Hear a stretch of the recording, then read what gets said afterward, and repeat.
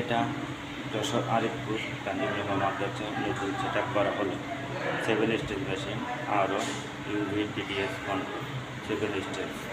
এবং এই মেশিনে আপনি যে পানি ইচ্ছা হবে মাম খান বা কিনলে খান বা অ্যাকোয়াগুলার যে পানি ইচ্ছা হবে সেটা করা সম্ভব এই মেশিন। আদার্স অন্য মেশিন খুবই কম হয়।